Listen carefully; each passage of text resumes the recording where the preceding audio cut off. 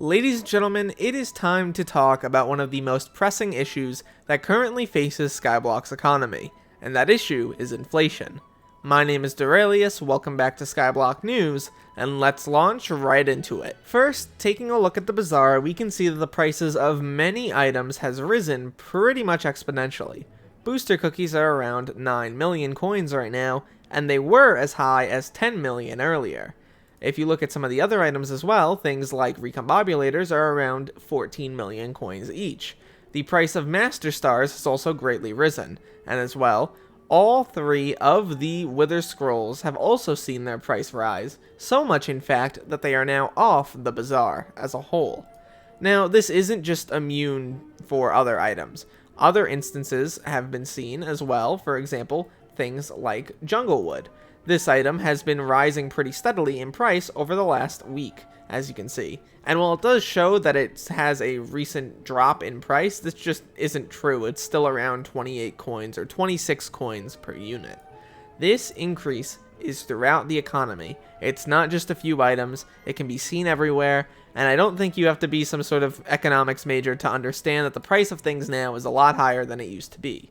Inflation in MMOs or games like this is not a new thing. It has been around since the very beginning of the game, and to some extent it is healthy. When new content comes out, the price of things tends to rise a little bit because people are farming a new thing. And in this case, farming is the reason.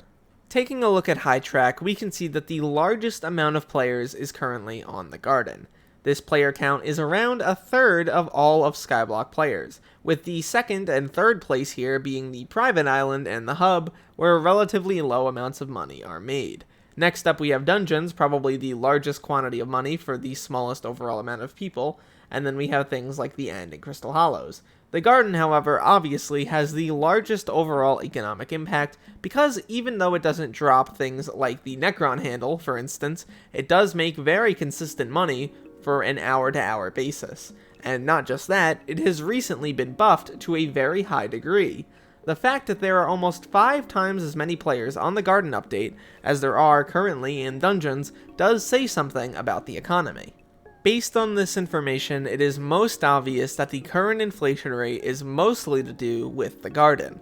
And that is because, frankly, the NPC Sell price changes that happened a month ago raised the price too high. The NPC Sell price changes were made to make it so that farming was more viable for people on Ironman accounts and for the community at large, and while this did succeed, it did make the prices a little too high for many people's liking, and this has led to the current inflation rate. If I sell something to the NPC, that is a coin generated out of thin air. While there was work required to get that melon or get that sugarcane, it is a relatively low amount of work, and those coins are, for all intents and purposes, free. And while it does take time to get them, it doesn't really take much else. This has led to the inflation rate we have seen today. People are farming, a lot of them are, and while that is great for player retention, it is not great for the economy. Something does need to be done here, and in my opinion the best thing that can be done is lowering these NPC Sell prices at least a little bit. Potentially even lowering them more if you sell more items at a time. Think about it like this. For your first few hundred stacks of any item, it has the current NPC Sell price. But if you keep trying to sell more, it'll lower the price a little bit. And that keeps going until the price is comically low. Your solution would then be to sell a little bit to NPC and then sell the rest to the Bazaar, which will have a different sell price depending on the item. This is a relatively dynamic solution, however, and one that I don't think needs to be implemented. The best solution, at least right now, is simply bringing down these prices a little bit. The main point of this video isn't to say that, oh, the Garden should make no money. Of course I'm not saying that. I do think, however, it would be healthier for the game's economy to make it so the Garden rewarded slightly less. If we don't end up reducing inflation or reducing the current rate of inflation, we will see a large percentage of the player base either no longer be able to afford certain items that they previously were able to, or not even bother, because why would I attempt to when everyone is making so much money? Coins are the main fundamental building block that makes Skyblock work. The dynamic economy is the most important feature of this game. If it gets significantly ruined in any way, shape, or form, we might see people start leaving, and worse, we might see the people only remain to try to keep up with everyone else. And that's something I don't want to see happen.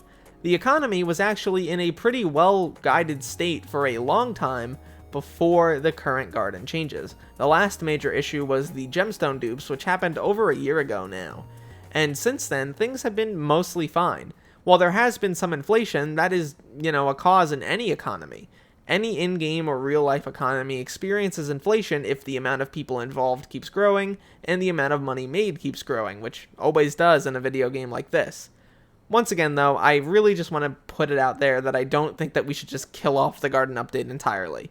Making some minor nerfs here and there, and potentially even going with a more dynamic solution, would be good, though, for the future.